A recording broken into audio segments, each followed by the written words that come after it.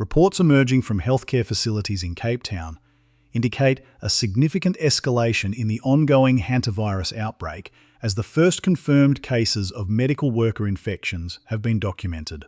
This development follows the treatment of patients who were recently evacuated from the Dutch-flagged cruise ship MV Hondius, marking a critical turning point for public health surveillance in South Africa. The infection of frontline medical staff represents a rare and concerning instance of human-to-human transmission, a phenomenon almost exclusively associated with the Andes strain of the virus. This particular orthohantavirus is a member of the Bunyaviridae family and is traditionally known for its zoonotic path, typically jumping from rodent reservoirs to humans through the inhalation of aerosolized droppings, urine, or saliva. However, the current situation in Cape Town underscores the high-consequence nature of the Andes variant, which has now transitioned from a shipboard cluster to a clinical setting infection. This is the first time in recorded medical history that hantavirus has been identified and transmitted on the African continent, as the virus is not endemic to the region. The significance of these infections cannot be overstated. Hantavirus Pulmonary Syndrome, the specific clinical manifestation observed in these cases, carries a high mortality rate, often cited by the World Health Organization and the Centers for Disease Control as ranging between 40 and 50%. For viewers and the global community, this event serves as a stark reminder of the complexities of modern travel and the speed at which localized viral variants can bridge geographic divides. While the broader public risk remains low due to the specific conditions required for transmission, the vulnerability of healthcare workers provides a vital focus for current containment strategies. The medical community in Cape Town is now operating under heightened biohazard protocols as they manage both the original patients and their newly infected colleagues. +2, to understand the gravity of the situation, it is necessary to examine the mechanisms of the virus itself. Hantaviruses are typically categorized into two primary clinical presentations: hemorrhagic fever with Raynaud syndrome, which is more common in Europe and Asia and affects the kidneys, and Hantavirus Pulmonary Syndrome, or HPS, which is prevalent in the Americas and targets the respiratory and cardiovascular systems. The Cape Town cases are confirmed to be HPS, characterized by a rapid and often devastating progression. Patients initially present with non-specific flu-like symptoms, including high fever, severe muscle aches, and gastrointestinal distress. However, after an incubation period that can last from several days to several weeks, the disease enters a cardiopulmonary phase. During this stage, the virus causes the capillaries in the lungs to leak fluid into the alveolar spaces, leading to severe respiratory failure, acute respiratory distress syndrome, and shock. The hallmark of the Andes strain, which separates it from the dozens of other known hantaviruses, is its ability to spread through close interpersonal contact. While most hantaviruses are a dead end in humans, the Andes strain can persist, moving through droplets or close physical proximity, which is the likely route through which the Cape Town medics were exposed. As officials from the National Institute for Communicable Diseases, or NICD, and the World Health Organization monitor the situation, the focus remains on isolating the source of the exposure within the hospital environment and ensuring that all biosafety measures are rigorously enforced to prevent a wider outbreak. The core developments of this outbreak trace back to a complex logistical and medical timeline involving the MV Hondius, a vessel that departed from Argentina in early April 2026. According to official statements from the South African Department of Health and the World Health Organization, the cruise was carrying 147 passengers and crew when a cluster of severe respiratory illness was first reported on May 2nd. The investigation into the outbreak gained momentum when a 70-year-old British national who had become critically ill while the ship was near Ascension Island was medically evacuated to a specialised intensive care unit in Johannesburg. Simultaneously, a female passenger who had disembarked at St Helena deteriorated rapidly during a flight to South Africa and died shortly after arrival at a clinic in Kempton Park. Initial diagnostic efforts were complicated by the rarity of the pathogen in the region. Medical teams in South Africa initially suspected more common respiratory threats like Legionella or severe influenza. However, through the rapid intervention of the NICD, led by Professor Lucille Blumberg, laboratory testing utilized advanced polymerase chain reaction, or PCR, and metagenomic sequencing to confirm the presence of the Andes hantavirus. This scientific breakthrough was achieved within 24 hours of the samples reaching the lab, identifying a virus that had never before been seen in South African clinical history. The sequencing confirmed a direct match with the Andes strain endemic to South America, specifically Argentina, where the ship's passengers had visited prior to embarkation. As the situation evolved, the challenge for health agencies shifted toward tracing the movement of the virus through transit hubs and medical facilities. The Dutch-flagged vessel continued its journey toward Cape Verde and eventually Tenerife, but the legacy of the infection was left behind in the specialized wards of South African hospitals. The infected medics in Cape Town were part of the secondary response teams, and their diagnosis has prompted a re-evaluation of the personal protective equipment and isolation protocols used during the initial intake of the cruise ship evacuees. Data provided by the WHO indicates that as of mid-May, there are at least 8 laboratory-confirmed cases globally linked to this cluster, including 3 deaths, with the case fatality ratio currently hovering around 38%. The NICD has been transparent regarding the limits of the initial response, noting that one deceased patient in Kempton Park had blood samples initially marked for destruction before being salvaged for the testing that eventually confirmed hantavirus. This highlights the diagnostic shadow that rare or exotic viruses can cast when they appear in non-endemic areas. Meanwhile, in international waters, the MV Hondius was held off the coast of Cape Verde, while medical teams in hazmat suits collected specimens and evaluated symptomatic crew members. The role of the ship's environment is still being investigated, with the Netherlands National Institute for Public Health and the environment suggesting 2 primary theories: either an original infection of passengers during their time in South America, followed by human-to-human spread, or a localized rodent infestation on the ship itself.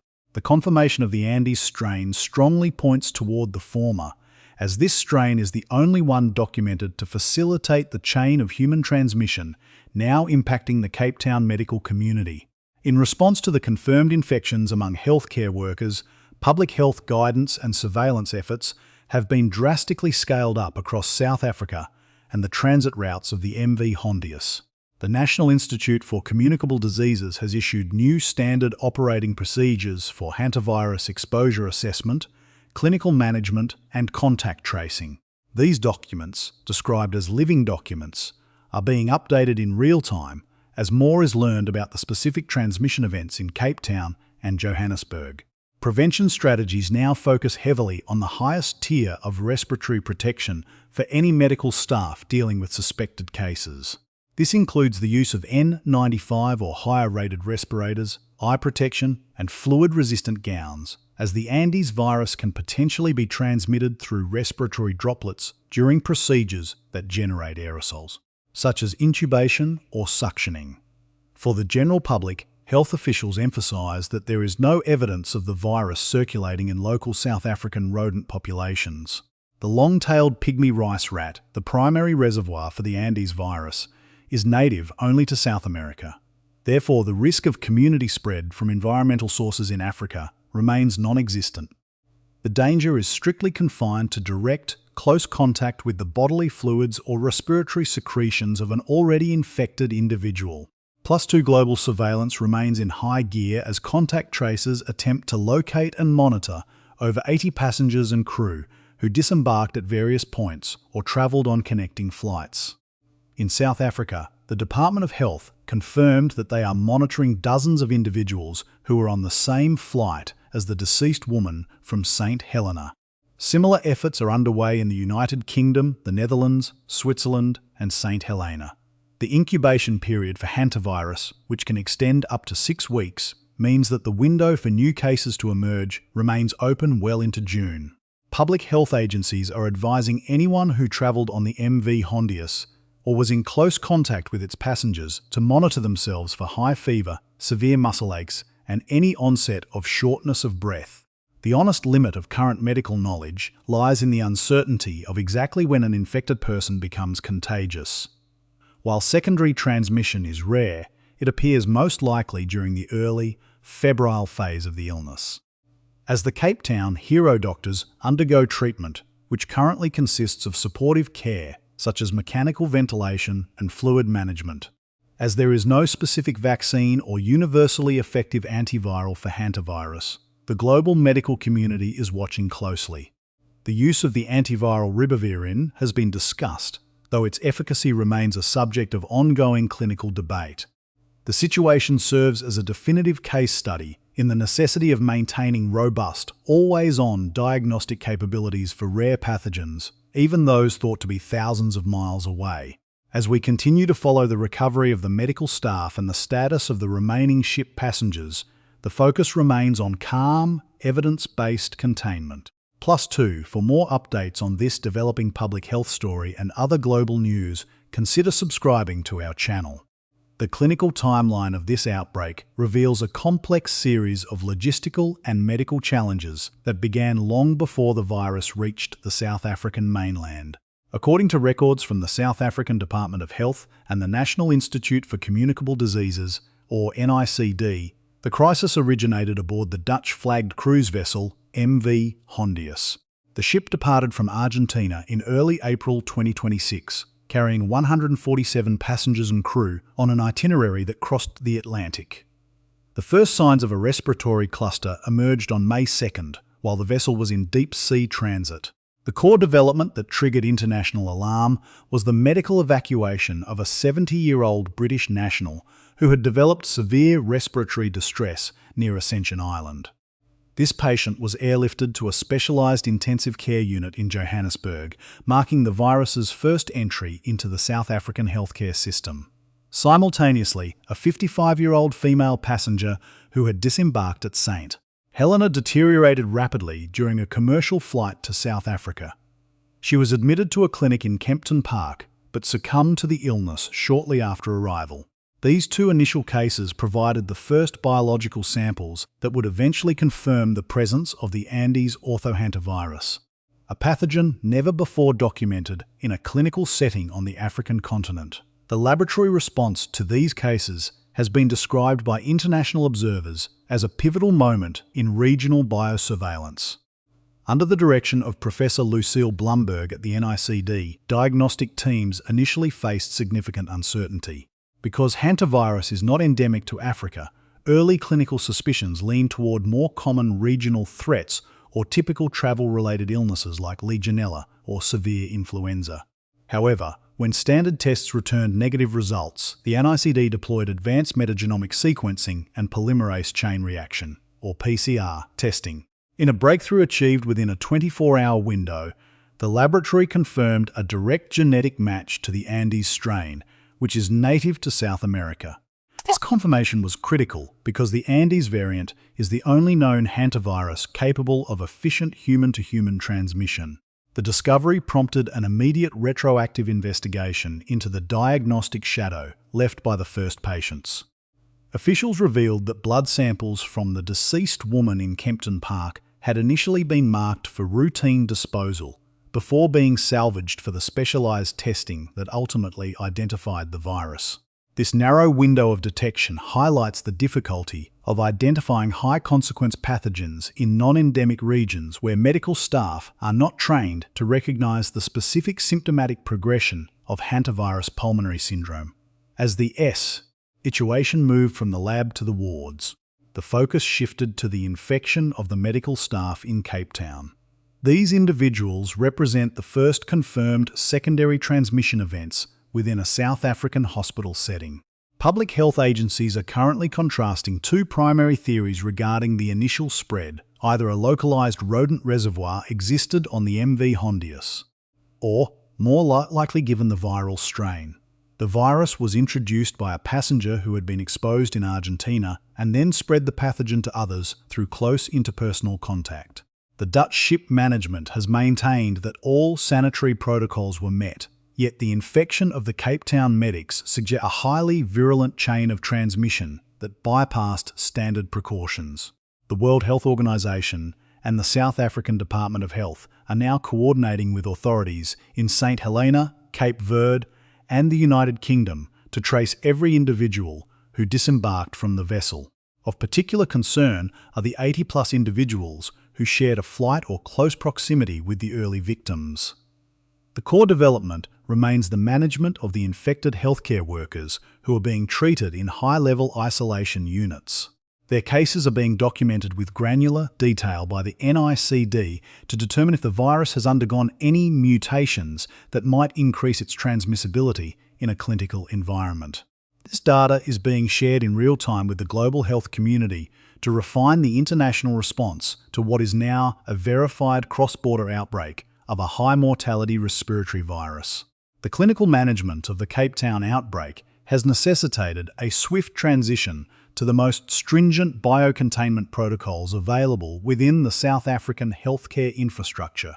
Following the confirmed infection of frontline medical personnel, the National Institute for Communicable Diseases, or NICD, has mandated a Tier 1 respiratory protection strategy for any facility handling suspected or confirmed cases of Hantavirus Pulmonary Syndrome.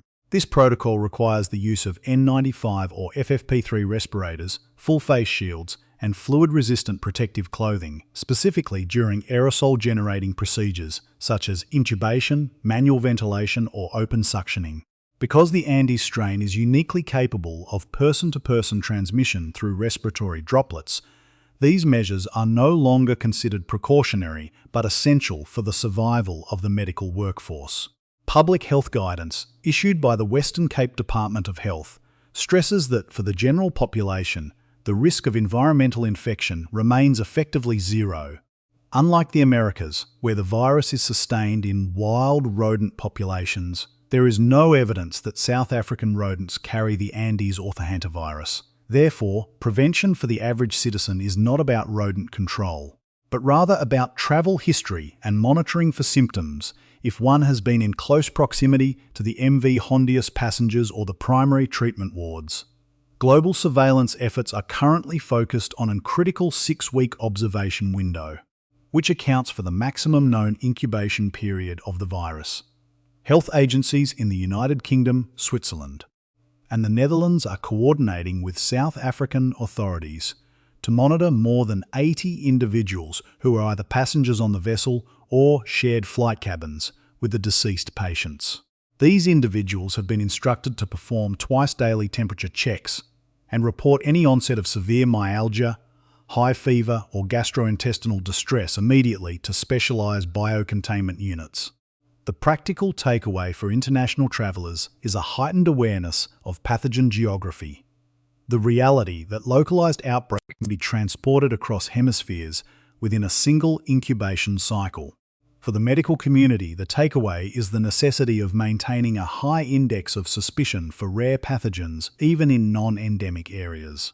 The Cape Town medics were infected because the virus appeared where it was not expected.